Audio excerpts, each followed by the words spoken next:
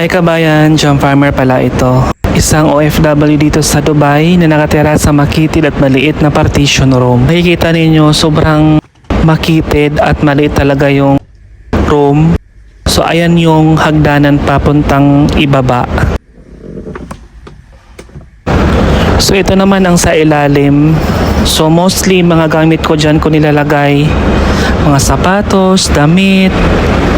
Sobrang aga ko nagising ngayon dahil maaga rin ako natulog kagabi.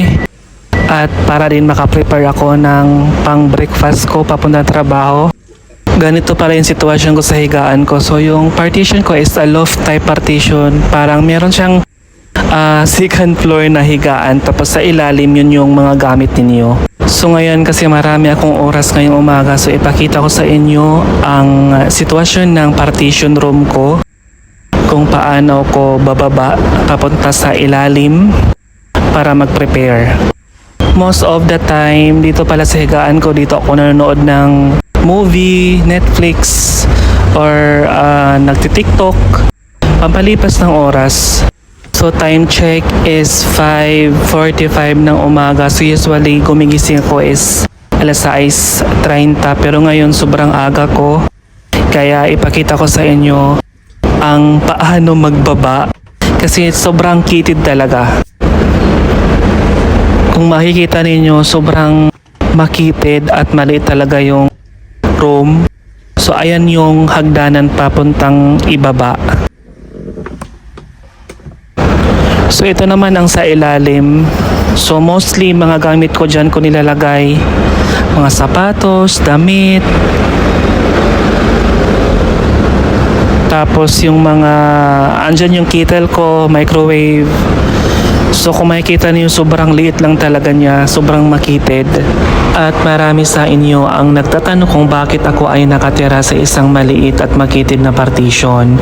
So sa totoo lang, ito lang yung afford ng sahod ko base sa sinasahod ko dito sa Dubai. Ngayon, ipapakita ko naman sa inyo kung paano umakyat sa taas. Makikita ninyo na medyo hirap ako. Sa totoo lang, yes, hirap ako kasi nga sobrang liit lang ng hagdanan tapos maliit lang yung gewang papuntang itaas.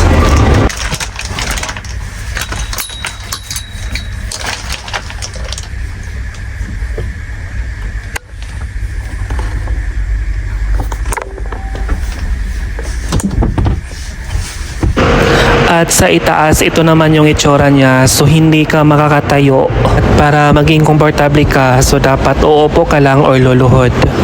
At kung magtatanong kayo kung magkano yung binabayaran ko dito is, ang buwanan pala is 1,300 dirhams or aabot ng 21,800 pesos sa Pilipinas. Ang oras ngayon ay 6 in the morning pero ang init na sa labas, nasa 34 degrees Celsius na.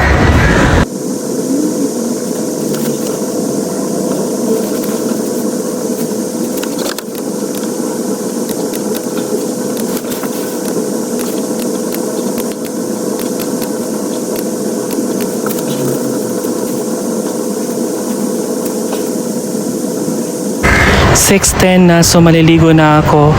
So ang sistema pala dito sa pagliligo sa every morning ay dapat alamin mo kung ano yung mga schedule ng mga kasamahan mo dito. Kasi nga marami kayong naninirahan dito sa loob ng flat. So dapat makiramdam ka.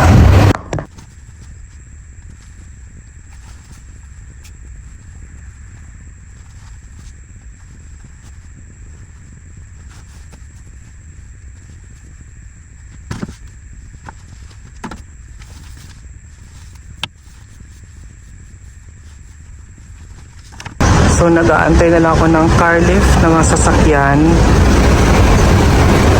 Sobrang init, pinapawisan ako ngayon. Morning! Si Minoria, no? Hindi ko naramdaman yun. Oo, wala. Si Minoria, no? Hindi ko naramdaman yun.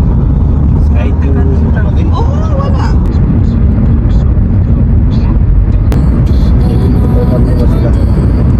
Pababa na naman ang issue na naman. Pero sa atin grabe ngayong bukas